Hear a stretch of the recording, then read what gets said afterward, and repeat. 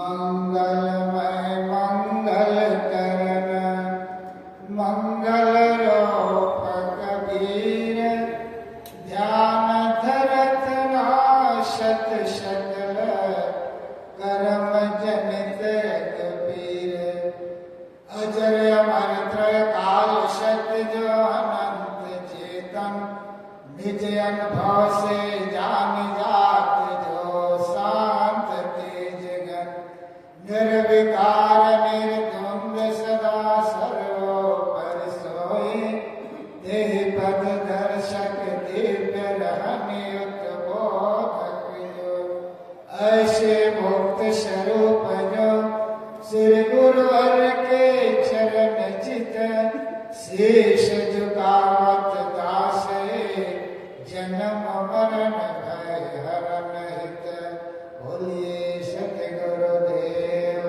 की जय। परम श्रद्धेय पूज्यपाद श्री साहिब जी, मुद मंगलमय संत समाज, दूर दराज से पधारे धर्म प्रेमी बंधुओं, ममतामय माता बहनों, इस वसुंधरा में पलने वाले प्यारे प्यारे बच्चों, कबीर पारक संस्थान नवापारा के तत्वावधान में त्रिदिवसीय सत्संग समारोह आयोजित प्रथम दिन का प्रथम सत्र गुरुवाणी से प्रारंभ हो चुका है। तत्पश्चात भजन और हमारे वैवृद्ध संत श्री संकल्प साहब के विचारों से हम लोग अवगत हो रहे थे। मेरे लिए भी निर्देश हुआ है, आइए थोड़ा विचार आपके बीच प्रस्तुत है। सदगुरु कबीर साहिब से जिज्ञासुओं ने पूछा होगा, गुरु महाराज ये बताओ, जीव को कहाँ विश्राम मिलेगा? वे तो आंसू कवि थे ही, तुरंत वे कविता बना देते थे। उन्होंने कहा, गुरु सगा और संत सगा, अंत सगा है राम। कहे कबीर ये जीव को तीन ठौर विश्राम। सदगुरु कबीर कहते हैं, जीव को विश्राम तीन ही जगह है। पहला है गुरु सगा, संत सगा, अंत में राम सगा। इन्हीं तीनों जगहों में जीव को विश्राम मिलने वाला है। हमारे पास चाहे जितनी संपन्नता हो जाए, लेकिन अंदर अंदर विपन्नता बनी रहती है। इसलिए किसी ने बहुत सुंदर कहा है, आज आदमी के पास संपन्नता तो है, लेकिन अंदर अंदर विपन्नता। बाहर संपन्नता, भीतर विपन्नता। बाहर सोना सोना, भीतर सोना सोना। बाहर चकाचक, भीतर खाली खाली। बाहर की संपन्नता से आंतरिक संपन्नता नहीं मिलती। बाहर की संपन्नता से भौतिक समृद्धि मिलती है, आंतरिक समृद्धि नहीं मिलती है। भौतिक समृद्धि से आदमी परिचित है, आंतरिक समृद्धि से आदमी अपरिचित है। ये सद्गुरु और संतों के सानिध्य में हमें आंतरिक समृद्धि मिलती है। बाहर की संपन्नता से आदमी परिचित रहता है, आंतरिक संपन्नता से आदमी अपरिचित रहता है।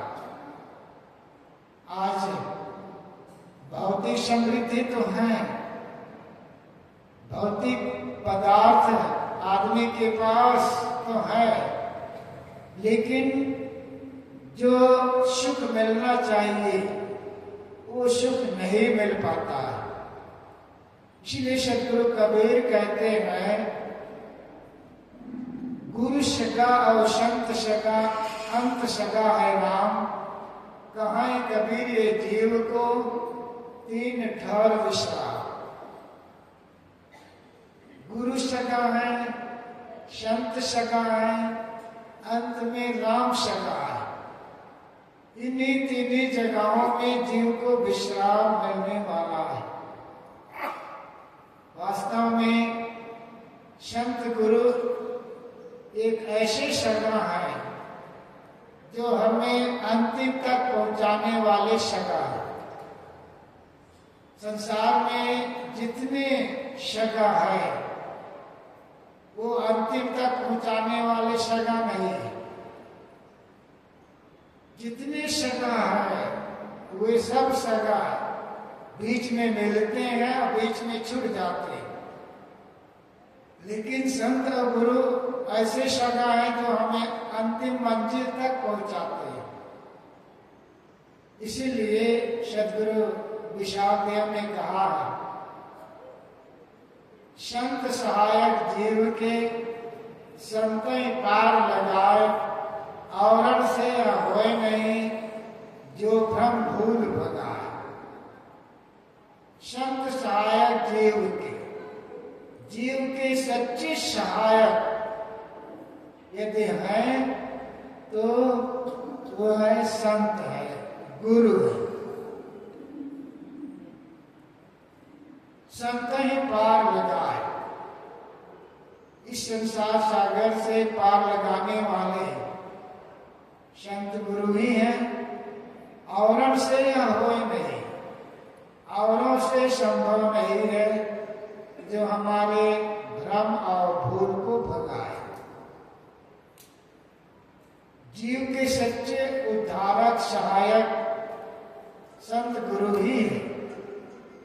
इसलिए सदगुरु विशाल देव ने कहा है, उपकारिन में उपकार गुरु, ज्ञानिन में गुरु ज्ञान, रक्षक में रक्षक गुरु, गुरु सम अन्य न आम। दुनिया में जितने भी उपकार करने वालों में गुरु का उपकार महान है। माता पिता का उपकार कम नहीं है। माता पिता के द्वारा जन्म मिलता है, पढ़ाते लिखाते हैं, योग्य बनाते हैं, योग काम में लगाते हैं, घर के उत्तराधिकारी बनाते हैं। ये कम उपकार नहीं, लेकिन भौतिक उपकार है। माँ बाप का उपकार और बड़े बुजुर्ग का उपकार, जितने भी जो हमें कला कौशल जो सिखाते हैं उन सबका उपकार हमारे सर पे तो है, लेकिन उन सब का उपकार अंतिम मंजिल तक नहीं पहुंचाने वाले। उन सब का उपकार भौतिक होता है और भौतिक उपकार भौतिक शरीर तक ही चलेगा, आगे उनका उपकार नहीं चलेगा। गुरु और संत का उपकार वे अध्यात्म है। अगर उनका उपकार को अगर आत्मसात कर लें तो हमारा जीवन सुखद और महान हो सकता है। इसलिए सदगुरु कबीर भी कहते हैं, तन्मा होती कोटि उपाध। अगर गुरु और संत ना मिलते तो इस शरीर के द्वारा करोड़ों उपाधियां होती, पता नहीं क्या क्या दुष्कर्म किया जाता। जितने यहाँ हमारे सत्संग में आए हुए हैं, मंच में बैठे हुए हैं, उनमें जो सात्विकता है वे संत गुरु का ही उपकार है। जिन्हों संत गुरु नहीं बने हुए हैं उनका जीवन देखो, शराब पी रहे हैं, जुआ खेल रहे हैं, अंडा मांस खा रहे हैं, गांजा भांग बीड़ी सिगरेट भी खा रहे हैं, अपना जीवन तो बर्बाद कर ही रहे हैं, परिवार का भी जीवन बर्बाद, पास पड़ोस का जीवन बर्बाद, देश का बर्बाद हो रहा। तो आज जितनी सात्विकता समाज में देखी जा रही है, तो गुरु का, संतों का ही उपकार है, गुरु का ही उपकार है। इसलिए सदगुरु कबीर, सदगुरु विशाल देव कहते हैं कि जितने भी उपकार करने वालों में गुरु का उपकार महान है। इसलिए साहब कहते हैं संत सगा और गुरु सगा। संत और गुरु एक ऐसे सगा है जो हमें अंतिम मंजिल तक पहुंचाने वाले हैं। इसीलिए रामायण में भी ये बात आती है। श्री राम के मुख से गोस्वामी जी कहलवाते हैं, प्रथम भक्ति संतन कर संगा। ऐसे पहली भक्ति है संतों का संग करना। और सातवीं भक्ति में वो बतलाते हैं, सतई सम मोह मैं जग देख है, मोते अधिक संत का लेख है। ऐसे सातवीं भक्ति है मेरे समान सभी प्राणियों को समझना। अगर संत मिल जाए तो मुझसे अधिक समझना। महाभारत में भी ये बात आती है। वहां भी भगवान कृष्ण के मुख से कहलवाया गया, जो अपेक्षा रहित मननशील समतालु निर्वैरी संत महात्माओं के पीछे पीछे मैं इसलिए घूमा करता हूँ, उनके चरण रज मेरे अंगों में पड़ जाए और मैं पवित्र हो जाऊं। निरपेक्षम मनिम शांतम निर्वैरम अनुव्रजा मित्रम निर्णय। अपेक्षा रहित मननशील समतालु निर्वैरी संत महात्माओं के पीछे पीछे मैं इसलिए घुमा करता हूँ, उनके चरण रज मेरे अंगों में पड़ जाए और मैं पवित्र हो जाऊं। जो महापुरुष को हम जानते हैं वो ऐसे ही महापुरुष नहीं हो गए, कर्म करके महान हुए। महाराज कृष्ण 16 कला से पूर्ण माने जाते हैं गाप के अनुसार, लेकिन वे भी ये कह रहे हैं कि जो अपेक्षा रहित मननशील समतालु निर्वैरी संत महात्माओं के पीछे मैं इसलिए घुमा करता हूँ, उनके चरण रज मेरे अंगों में पड़ जाए और मैं पवित्र हो जाऊं। संत गुरु का महान उपकार है। इसलिए साहब कहते हैं गुरु सगा और संत सगा।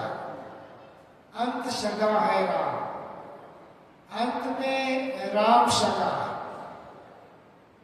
जितनी सगा है वो बीच में मिलते, बीच में छूटते हैं। इस पर और गहराई से सोचा जाए, सबसे निकट हमारा मन है, लेकिन हमारा मन कितना हमें दगा देता है, धोखा देता है। अगर इसको अच्छे रास्ता में न लगाया जाए तो यह मन हमें कैसे दगा देता है, कैसे हमें बीच में छोड़ देता है। मन भी हमारा, लेकिन हमें ही वो धोखा देता है। शरीर अपना, लेकिन शरीर भी जब रोग लगता है, बीमारी आती है, तब कैसे लगता है? आदमी जहर खा लेता है। एक आदमी को टीबी था, वो परेशान था, अंत में वो अपना रोग से पीड़ित निजात पाने के लिए वो फांसी लगा लिया। तो शरीर अपना है, लेकिन शरीर हमें कैसे धोखा देता है। शरीर में रोग लगता है, बीमारी लगती है, जर्जरता आती है, चलना फिरना जब मुश्किल हो जाता है, तो शरीर अपना, लेकिन शरीर हमें कैसे धोखा देता है। परिवार को हम अपना कहते हैं, परिवार भी हमें बीच में मिलते हैं, बीच में छूट जाते हैं। इसीलिए किसी ने बढ़िया कहा, बेटा भी अमानत है वह बहू का हो जाएगा, बेटी भी अमानत है जमाई उसे जमाई ले जाएगा, बाडी भी अमानत है काल का उसे काल खा जाएगा। अगर वासना को त्याग कर आत्म शांति को प्राप्त कर तो तुम्हारा बेड़ा पार हो जाएगा। बेटा भी अमानत है वह बहू का हो जाएगा। बेटा आपका अमानत नहीं, वो बहू का अमानत, बहू का धरोहर है, एक दिन वह बहू का हो जाएगा। बेटी भी अमानत है जमाई का, दामाद का वह अमानत है धरोहर, एक दिन जमाई दामाद आएगा उन्हें भी वो ले जाएगा। ये बाडी भी आपका अमानत नहीं है, ये काल का अमानत है, धरोहर है, एक दिन काल आएगा, ये काल भी इस शरीर को दबोच लेगा। कहने वाला कह रहा है, अगर वासना को त्याग कर आत्मा शांति को प्राप्त कर तो तुम्हारा बेड़ा पार हो जाएगा। अगर वासना को त्याग कर आत्म शांति को प्राप्त कर लें तो तुम्हारा बेड़ा पार हो जाएगा। तो जिसको हम अपना कहते हैं एक दिन सपना हो जाता है। हमारे पर पितामह वो सपना हो गए, हमारे गुरु भी सपना हो गए। इसलिए जो सपना में मिला हुआ है वो सब बीच में ही छूट जाते हैं, जागृत में मिला हुआ वो भी छूट जाते हैं। इसलिए असली सगा है वो सगा है राम सगा है। संत गुरु भी बीच में मिलते हैं और प्रेरक है। हमें अंत में राम सगा में हमें विश्राम मिलेगा। राम में ही जीव को सच्चा विश्राम मिलेगा। राम कबीर साहब का राम कहीं सातवें आसमान में नहीं बैठा हुआ है। कबीर साहब का नाम जीता जागता मनुष्य के रूप में विद्यमान है। सबकी अंतरात्मा यही तो परमात्मा है।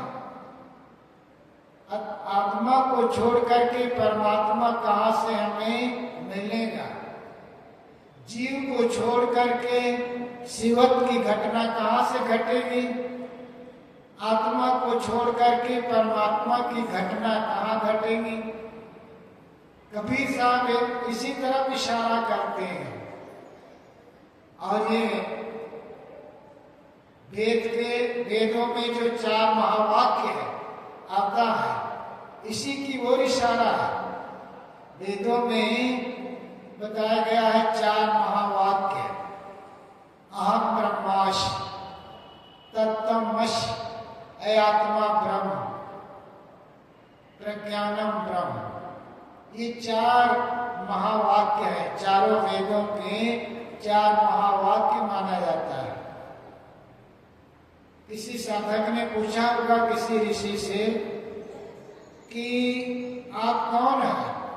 तो ऋषि ने कहा अहम ब्रह्मास्मि, अर्थात मैं ही ब्रह्म हूं। तो साधक ने पूछा होगा हम लोग, तब ऋषि कहते हैं तत्त्वमसि, अर्थात तू भी है, मेरा ही स्वरूप है। और अन्य तो ऋषियों ने कहा आत्मा ब्रह्म, आत्मा ही ब्रह्म है। आत्मा सब में विराजमान है, जीव सब में विराजमान है। साधक ने पूछा ऐसे एक वाक्य से प्रयोग करिएगा जो सब में। तो ऋषि ने कहा प्रज्ञानम ब्रह्म, अर्थात ज्ञान ही ब्रह्म है और जीव का स्वरूप ही ज्ञान स्वरूप है। जीव का स्वरूप ही ज्ञान स्वरूप है। कबीर साहब ने बहुत सादा शब्द में प्रयोग किया, अंतर ज्योति शब्द एक नारी। उनका पहला वाक्य है बीजक में, अंतर ज्योत शब्द एक नारी, सबके अंदर सबके भीतर ज्ञान की ज्योति जगमगा रही है, सबके भीतर। और वो ज्ञान की ज्योति सबके अंदर में वह जगमगा रही है। पांचों ज्ञान इंद्रियों के द्वारा हमें ज्ञान होता है।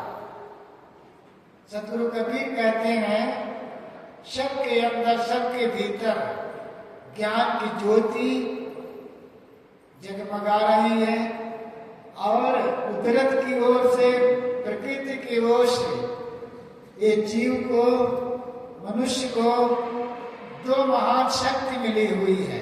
कौन सी दो महान शक्ति है? शब्द एक नारी, शब्द वर्णात्मक शब्द, और नारी नाम कल्पना। ये दो महान शक्ति जीव को मिली हुई है। वर्णात्मक शब्द मनुष्य को ही प्राप्त है, वर्णात्मक शब्द मनुष्य को ही प्राप्त है। मनुष्य के अलावा तीन खाने हैं, वहां वर्णात्मक शब्द नहीं है, मनुष्य में ही वर्णात्मक शब्द है। अभी हम लोग सुन रहे हैं, मैं बोल रहा हूं, ये क्या है? शब्दों का आदान प्रदान हो रहा है। तो ये जो शब्द शक्ति है, वाणी की शक्ति है, कुदरत की ओर से, प्रकृति की ओर से ये मिली हुई है। और नारी अर्थात कल्पना की शक्ति। कल्पना, कल्पना एक अनुमान कल्पना है, लेकिन यहाँ कल्पना करता है अनुसंधान, खोज। जीव की ही यह खोज है। इस सारे ज्ञान विज्ञान किसके द्वारा निकले हुए हैं? जीव के द्वारा ही निकले हुए हैं। आज दुनिया में जो विज्ञान दिख रहे हैं, वो ज्ञान कहाँ से निकला? जीव के अंदर से निकला, मनुष्य के अंदर से निकले हुए हैं। सतगुरु अभिलाष साहब ने कहा है, वेद शास्त्र पुराण गुरबाणी जहां तक, जीव ही की देन है प्रज्ञा कहां तक। ज्ञान व विज्ञान का शोधक वही है, विश्व के सारे विषय बोधक वही है। ब्रह्म ईश्वर देवताओं का सृजेता, प्रकृति के गुण शक्ति सीमा पर विजेता। जीव के समतुल्य केवल जीव ही है, अखिल मानव सृष्टि का यह जीव है। ज्ञान व विज्ञान का शोधक वही है। सतगुरु अभिलाष साहब लिखते हैं, ज्ञान व विज्ञान का शोधक वही है, वही है अर्थात जीव ही है। ज्ञान और विज्ञान का शोधक वही अर्थात जीव ही है। वेद शास्त्र पुराण गुरबाणी जहां तक, वेद शास्त्र पुराण गुरबाणी जहां तक जीव ही की देन है। ये जीव ही की देन है। प्रज्ञा कहां तक? जहां तक प्रज्ञा अर्थात ज्ञान जहां तक है, वो जीव का ही देन है। और यहाँ तक ब्रह्म ईश्वर देवताओं का सृजेता, ब्रह्म ईश्वर देवताओं का सृजेता ये मनुष्य ही है, जीव ही है अर्थात मनुष्य ही है। ब्रह्म ईश्वर देवताओं का सृजेता, प्रकृति के गुण शक्ति सीमा पर विजेता। जीव के समतुल्य केवल जीव ही है, अखिल मानव सृष्टि का यह भीव है।